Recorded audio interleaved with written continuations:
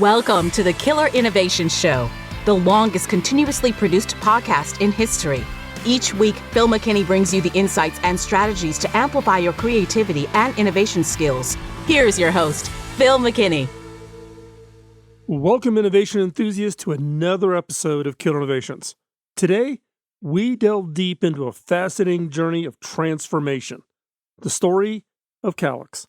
Once a hardware-centric company, Calix has successfully reinvented itself as a dynamic force in the realm of cloud and software-centric solutions.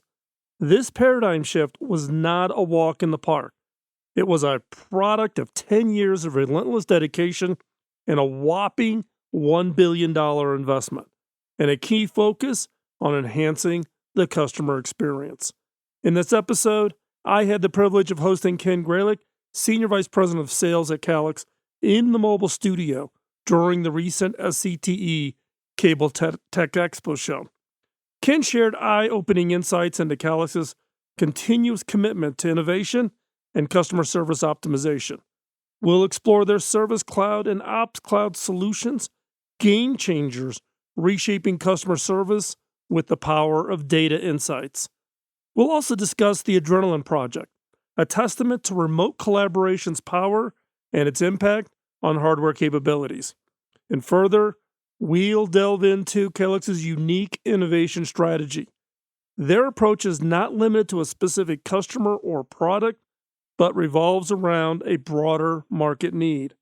An epitome of this strategy is their cutting-edge product, SmartTown, a mission aimed at bridging the glaring digital divide in U.S. rural and tribal areas. This episode is a must-listen for anyone interested in the intersection of innovation, transformation, and ethics in our rapidly evolving technological landscape. Join us as we unlock the secrets behind Calix's evolution. But before we jump into this week's episode, follow, like, and share. Share us, like us, and follow on your favorite social media platforms. We're on all of them. And this is a great way to help us reach more people and spread the word about the podcast. If you're not receiving our free weekly newsletter, visit philmckinney.com, click on membership to sign up. Now, let's dive in to this week's episode.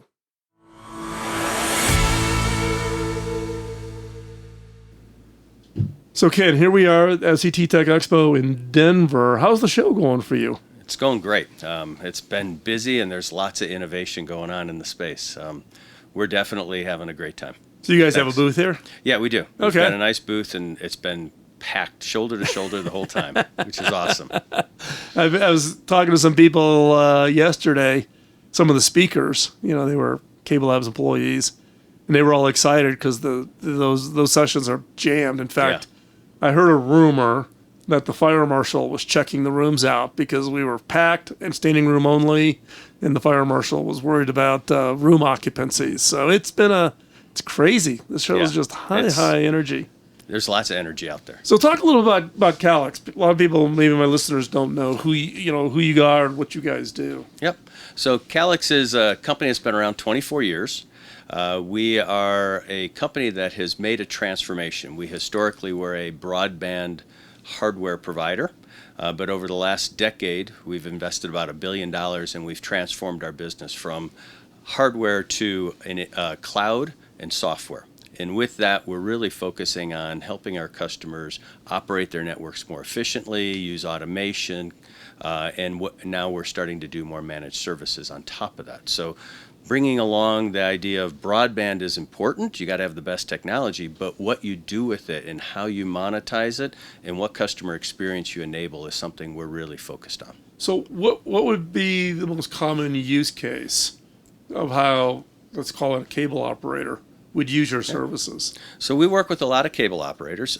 Right now, basically what we've done is we've innovated with Cable Labs and we've created something we call DPX, which allows your cable operators to provision our PON system through your DOCSIS. So it makes our PON look like a cable modem. So we're able to work with your operators, enable the provisioning and the operations through DOCSIS using the standard back office interfaces, and from that deploy an OLT and an ONT into your architecture, run it, operate it, and then put on top of there our cloud services that have 3 analytic engines to help you run your network better, service your customers better, and engage your customers better.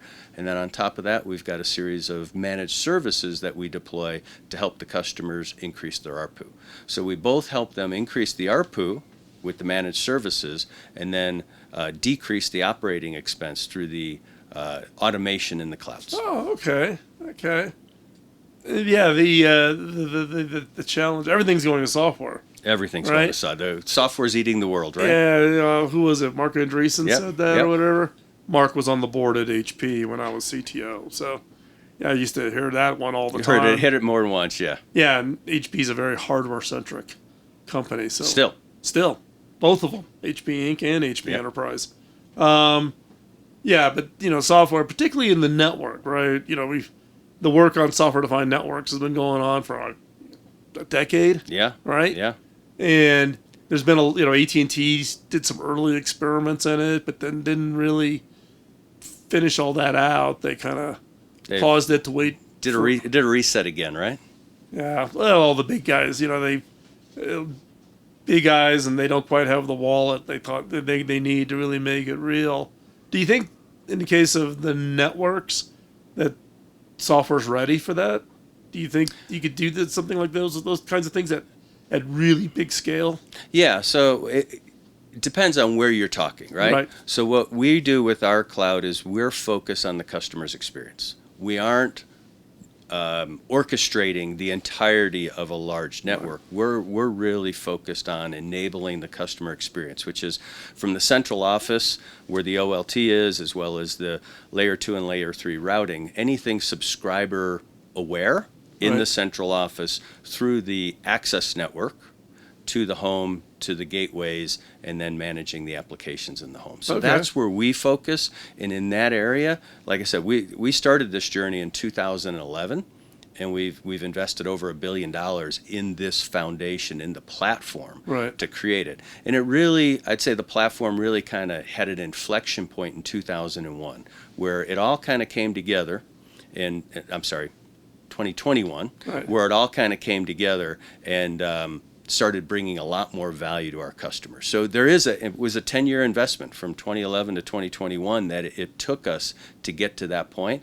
But now the clouds and the analytic engines that are in the clouds are generating good insights. They're helping our customers resolve customer problems quicker, reduce truck rolls, things like that. We're able to get a lot more insight out of the network and what the customers are doing, so that we can then engage the customers properly. An example, if you've got a household that's got 2 people, an empty nest, why send them any collateral around types of things around protecting your children, right? So you can get data on what's going on in the house, inform the way you engage with your customer based on the data that's there, right? And every operator has that data, they just don't have access to it. So that's what we've built, is this platform that gives our customers access to different data and helps them be a whole lot more efficient. So I think in that segment, yes, the whole concept of orchestration and orchestrating a nationwide or global network with all its elements, I haven't seen that come to fruition yet. Right. Yeah, I think it's still a work in progress. Yeah. Still, the dream of the future, right, if it all comes together. And the whole purpose of software is the fact that you can reply and respond much quicker than you can. Absolutely. Jetting, at HP, we did 40 million laptops a year. It's not like you're going to stop mid-production and change something and then have to retool the entire factory line, versus you can do something like software. Yeah. What does this do for the skill sets? Because if you look at, your own organization, you guys went through 10 years of transformation, coming from a hardware company to being software focused. That's a whole different kind of skill set you have to have. And then, but also to take advantage of it, the skill sets at the operators is changing. So we inside of Calix, I'll start there and then I'll talk about the operators, because that's really what matters. But inside of Calix, we've gone through a lot of transformation over that time. Carl Russo, I believe he was our CEO for a long time, and he brought in our current CEO, Michael Weaning, who came in I think 2016 or 2017. He came from Salesforce. Oh, okay. So we brought Michael in as the president of sales, helped started transforming the way we engage our customers, and then he became the president of the whole business, and now he's the CEO of Calix. And basically, he's helped us go from that based on his experience at Salesforce, brought a lot of Salesforce people in, and really helped us transform what we do and move away from that hardware company. And it's been, it's not a one and done thing, right? Over the 7 years, every year we have to change something, we have to tweak something, because you learn and you adapt and you change and you keep changing. And so it's a constant thing, and we're on that path, but we're well down the path of bringing value. On the customer side, the thing that we're really helping with, especially Support Cloud or Service Cloud, we just changed the name to Service Cloud and Operations Cloud, by giving a customer service rep, in the case of Service Cloud, data about what's going on in the house and having a history of what's been happening. I mean, if a house has done 5 speed tests in the last day and hit their service limits, the support rep sees that on a screen. Okay. So it makes that support rep a whole lot more capable to troubleshoot, because data that's relevant to that subscriber is stored, saved, and then presented when that engagement with the subscriber happens. Mm-hmm. So it makes those, we found it one, reduces the call times considerably, but we also found that we can bring up a new customer service rep to speed and enable them on a quicker basis. Right. On the Ops Cloud side, it's more about the network. Right? And how do you operate the network? And it's about provisioning and automation inside the network. And that again, helps those technicians be a whole lot more efficient. So it's bringing a different level of capability to our customers to help them be more effective and more efficient. Oh, okay. Interesting. Yeah, I mean, one of the things we hear from the operators a lot is as the network becomes more software, the next generation of skill set, right? Cable, like a lot of industries, is in the early ramp up of retirements. If you look at the age of the industry, right, and what skill sets do you hire for, given what's happening, the transformation of the industry? How big is Calix now? We this year will cross the $1 billion in revenue. Like I said, we've been around 24 years. We got 1,600 employees. Okay. So pretty big. Yeah. More importantly, we got 1,800 customers that we work with and we enable, and we're really happy to be helping them with their business, right? And we're very focused on their customers' experience. Interesting. Yeah. Interesting. So how does within Calix, because, for instance, we got to know each other because we did a co-innovation project together within Calix and Cable. Talk a little bit about that, the Calix and Cable Labs collaboration. Well, so there was a collaboration around DOCSIS and DPX that I talked about, which really allows the ability to provision the PON networks inside of the DOCSIS back office. The other one that we worked on, Adrenaline Project. Right. That was actually one that we worked on when I was at Arison. Oh, that's right. And I worked with Mickey and Bilal and a few other people on your team. Mark Bridges and... all those guys. Right. And what we did there was we were really focused on learning together, right? We identified an opportunity around hardware acceleration and the ability to use open source on standard off-the-shelf hardware. And we collaborated, and both our companies at that time really hadn't done as much with open source as we have now. This was 7-8 years ago. Yep. And the idea of doing hardware acceleration was still kind of new. So we started working on a project, and we didn't call it Adrenaline out of the gate. That became a name later when we got to marketing. But it was really focused on how do we take open source and the competencies of your team and the competencies from Aricent, now Capgemini, and bring them together and collaborate. And there was a tremendous amount of work that came out of that. You mentioned earlier about remote work, and we were talking before the show about being on the road.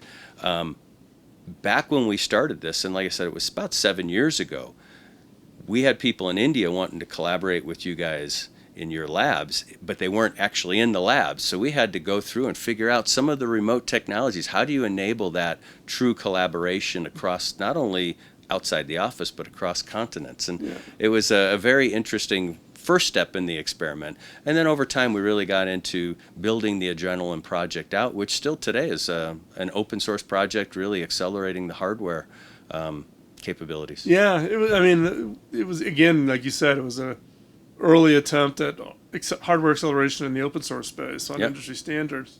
Now a lot of people are playing with it, but for us, when we do those kinds of co-innovation projects, it is about the learning. Yeah. For the partner, it may be an important new product or whatever, but for us as Cable Labs, our mission every day is to invent the future. We build no products and we sell no services. Yep. Kind of a unique role in the industry. But co-innovation, we find that as be one of the more exciting opportunities because we work with partners who are closer to the customers and what the customer's needs are. We will readily admit that we're in the lab, and therefore have a little bit of distance from where the rubber meets the road. So let's go back on Calix. What's your philosophy on innovation? When you think about the stuff that you're going to work that's maybe further out than even customers are asking for, how does that fit within the model? No, I'd love to chat about that, but I'd like to just go back real quick on the Adrenaline project. Right. I think there's another key part there that you talked about where the learning together. Right. Because at the time we were Aricent, it was acquired a couple times, and as we went through the acquisitions, it was challenging.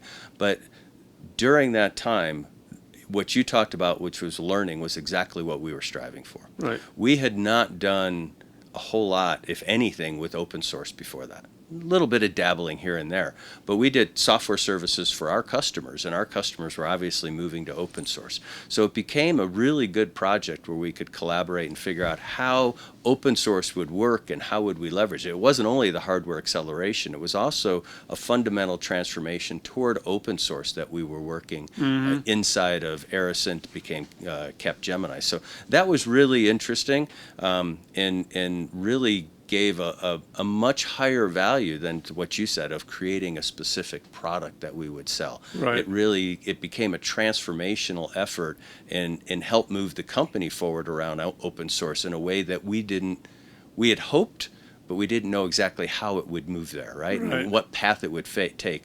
Anytime you're innovating, you have to be a little patient. You have to understand things are going to move left and right. Some things are going to go fast. A lot of other things are going to go slower than you were hoping. And that patience through that experiment, if you will, to enable and allow the learnings to happen is always an entertaining and challenging time. Well, entertaining for some people. For leaders, those are the ones who probably have the least amount of patience. And as I say, as you get higher in the organization, the less the patience. Yeah, that's true. And it can be tough inside if you're an innovator inside of an organization. Yep. Because, you predicting, I'm going to invent 3:00 on Friday. No. You can't block off 3 to 4 to do an invention. Magically, I'm going to have this, brilliant new product idea. And leaders have a hard time, particularly if you're public and Wall Street pressures on the quarterly numbers. They can really be, and I can tell you from my experience at HP, having both be the CTO and run the innovation program office, you have to be a little schizophrenic. I bet. Between those two. So let's go back to on Calix on what is the culture philosophy around innovation within Calix when you're thinking about things beyond what the customers are asking for? Yep. So it's a great question. We innovate around the market needs. We have 1,800 different customers, and what we do is we talk to our customers. We have leadership advisory boards that are around the leadership, the general management of the company, CFO boards, marketing, operations, engineering, and these boards they have 20 to 30 customers on each one of them. And through those boards, we get great customer inputs, right, and feedback and collaboration and insights to what they need. And what we do is we specifically will then innovate around what we have been able to decipher is the needs of the broader market. Mm-hmm. We stay away from innovating for a specific customer, right? Which can prove to be good for some companies, but at Calix, we actually reject that as the right way of innovating, and we try to do a whole lot more. So that's where we really get our ideas from our customers. We just came out with a product, not to talk about products a lot, but we came out with a product called Smart Town, and that product was invented by a couple of our customers, the idea, and brought to our CEO, and then it's been evolved over the last 12 to 18 months into an actual solution that we can bring out. And it was the result of the pandemic. The idea was this one GM started, he realized that there were kids in his town that were going to McDonald's to get access to Wi-Fi that they could do work. There's a picture that was posted all over during COVID about the two sisters sitting outside the Taco Bell. Yeah. You know? And he wanted to do something about it. So that's where the idea, that was the genesis of the idea. A gentleman named Brad Moline, and he brought it forward, and now we've created this concept that is going to allow us to work with our customers and work with schools to allow students access via Wi-Fi hotspots wherever they are. So whether it's at home, so places. the operator opening up their Wi-Fi, Yeah. because you can back authenticate them as students. Authenticate them as students, have their own SSID, a separate network access Separate point, VPN, and all separate that. VPN and Protection, privacy, all the privacy requirements protection for youth and all that. Yep. Interesting. So that's a way we got to that point, and we brought in a bunch of other customers, and we innovated over the last 18 months to get to the point where we had that was a solution. And it's a pretty incredible way to do it. Yeah, it is, and it's also one of what I would call one of those innovation projects that becomes a mission. It definitely right? has. Because, this is the conversation. We actually had we've had teams at Cable House focus on the digital divide, and that's the example I always use. I don't want to see another picture of two sisters leaning against the wall next to a Taco Bell, stealing Wi-Fi to try to get their homework done, right? Because they don't have it at their house, right? It's just that's not right. It's something that make you get up in the morning, have a little bit of passion about, and see where you're doing something good. Yeah, and something for really the broader important. good of society versus improve some efficiency inside of a company, which are all things that are important. But we are all humans. We're all part of this thing called a society, and we all want to leave it better than we found it. Yep. And the COVID just put the spotlight on some of these challenges. And look, Michael Powell and I talked this morning on the main stage about, the whole rural broadband piece. And Michael and I are both extremely passionate about how do you solve the 18% of homes that do not have broadband. Yep. In the most rural parts of our country, and just saying, okay, they're rural, so therefore they doesn't fly. We're fortunate in the fact that our industry has invested billions and billions and billions of dollars over the years to try to close in on those things. But it used to be a lot more than 18%, right? Yeah, it was in the high 20s for a long time. We've narrowed the gap, but those kinds of projects, man, I tell you, you get the employees, give them a mission, and it's amazing. Yeah, no, our customers are so passionate about this, and it's wonderful. And I go home and I tell my wife and my kids about the passion our customers have to solve the problem and bring broadband everywhere. Yeah. And it's you talk about rural America. It's also tribal or nation America, right? Yep. And, And it's so many challenges in so many places. We've still got to bring broadband, which is maybe not quite a utility, but it's definitely moving in that direction where you can't be functional as a community without it. Well, I've learned this term from Ron Duncan, who's the CEO at GCI in Alaska. Yeah. Edward Rogers from Rogers Communications, who's the chairman of my board. There's broadband, there's rural broadband, and then there's frontier broadband. Frontier, not the company. Yep. But you get up into the oil fields. Yep. And it's a whole, GCI just finished out their oceanic fiber out to the very far tip of the Aleutians. And you go up there and you see what it took or what it takes to serve those customers and to make those. you're not doing it for economic benefit. No. You're doing it because it's the right thing. It's the right thing. It's for the community. Right. Otherwise, those communities will be gone. And we all live in these communities, Yes, right? exactly It's not right. about some far off thing. It is, we're part of the community. How do we make life better? Yep. Because it's also, I guess particularly now, I've got 5 grandkids, so I drive my daughters crazy because I'm like all focused on the grandkid, like no smartphone, no social media. I don't care how, they don't, nope, because what our kids, and what, in my case, my grandkids, are facing, what the next generation is going into, Yeah. it's scary. Yeah. It is. We need to protect them. Right. We definitely need to protect them and make sure that they're not only protected for things they see on the internet, but the engagements they have, right? Mm-hmm. There's bullying all the time. There's threats all the time. There's all kinds of things where people tell other people, you should go do something to yourself, right? And we have to protect the kids.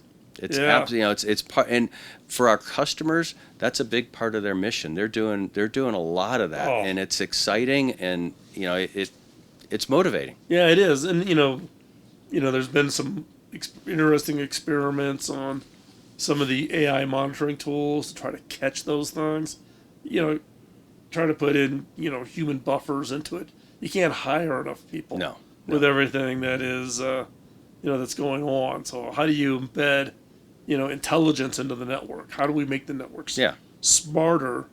Because I get these calls all the time from friends that are senior executives at companies around the world, and their teenager has gotten themselves into a jam on the digital side. What do you do, and what software should I load on their phone to stop it? And I'm like, okay, here's my general guidance, and this is you can put whatever nanny app you want on that device. Yep. By tomorrow, they'll have cracked it because they'll go to school, and the kids all swap the crack codes to hide themselves away from the nanny apps. At a certain age, I agree with that. Yeah. You can protect the younger children. Ones, but you get into that middle school, especially 8th grade, high school. Yeah, you're and I've got a 12. My oldest grandchild's a 12-year-old. My daughter, who's listening to this, she's gonna chop my head off. But for her, it's you look at her, you look what's going on in society. It could be, it can be a scary thing. Yeah. And I think it asks the question. It asks the question for all of us that are innovators. Just because you can innovate something, should you innovate something?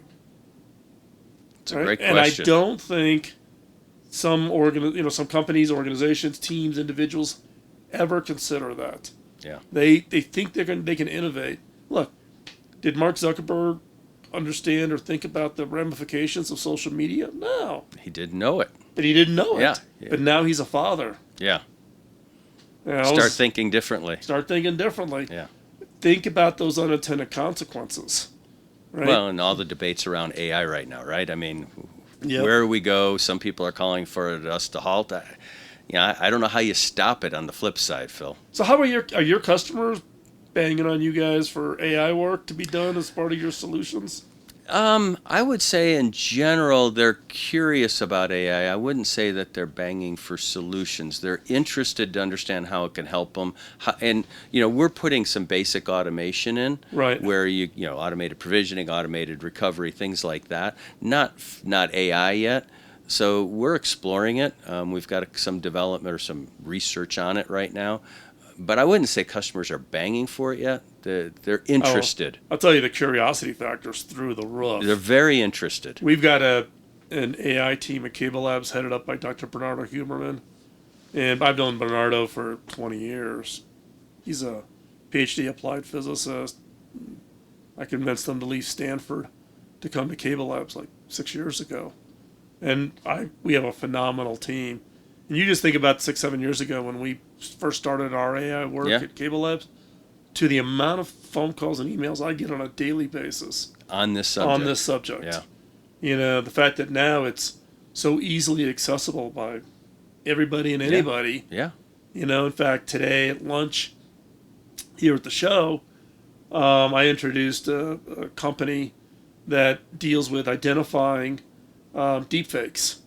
Deepfakes on the video, deepfakes on text. So can you go through an article or a book and determine whether or not it's AI generated or not? Interesting. And what he was commenting on specifically was the fact that the deepfakes that we're seeing are not coming from big, powerful tools. It's what he would call cheap fakes. They cost them 20 cents. Really? To do this, to do a video type of thing. And you're seeing it with, in fact, in my case, with the show, we're 19 seasons. I probably got 3,000 hours of audio freely available for anybody to download and create a deep fake on your show. And they could use it as training data and then have me say anything. Yep. They gave an example today where they were going to do a deep fake of me, and they're like, we're not going to do that. And so probably better not. Right. So they did this. So they did this just fake person who said they were the CEO for Cable Labs.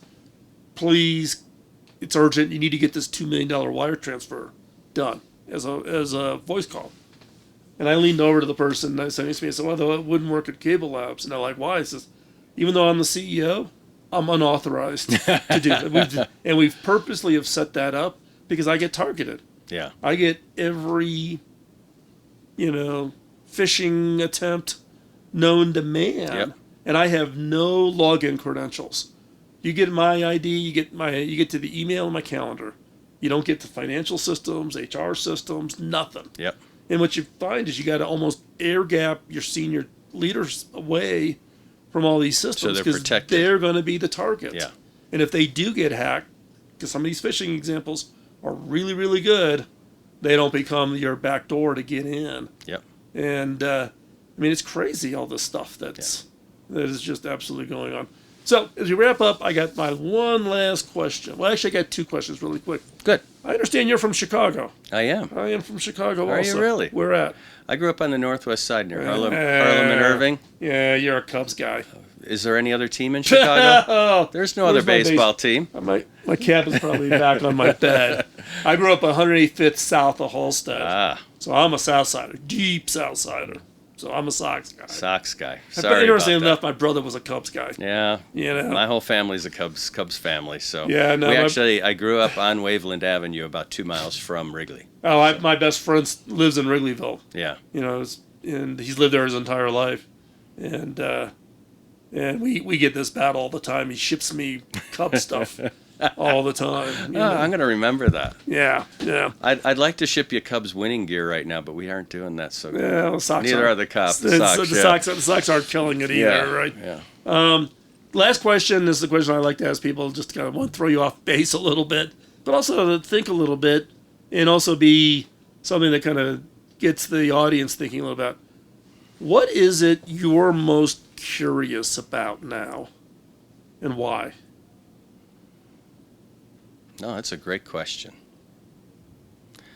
Most curious about is probably one of the things we talked about in here, AI and the impact of AI and where is it going to go. It's a technology that's bound to come, regardless of how we want to try to regulate it. It's going to come because there's going to be other people, and then how will the bad actors use it? And that's probably the thing I'm most interested in and most concerned about. When you say curious, it's probably because that's what you're concerned about. It's the What is it that it's the unknown at this point? Exactly. But, and it may work out like every other technology, right? With every technology ever was not greeted warmly. So it'll probably work itself out, but it is an interesting one to think through. And we've all seen all the movies about the end of the world and how the computers are coming to get us, the Terminator movies and all that, right? So it's something to wonder about. But that's probably the number one thing. I listen to podcasts and do a little studying around that stuff. Yeah. Well, Ken, I want to thank you for your time coming off the show floor, spend a little time with us here on the bus, and thank you very much. Thanks, Phil. I enjoyed it. Yeah. Appreciate it.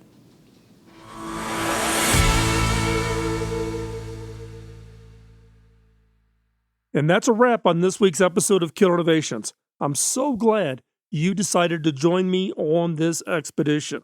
I fully appreciate your time and interest in our podcast, where we always strive to bring you valuable insights, inspiring stories, and thought-provoking discussions from the world of technology and innovation.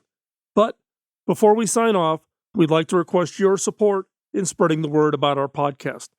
Your support is invaluable to us, and it's as simple as sharing the podcast with your network. Whether that's colleagues, students, friends, every share makes a difference.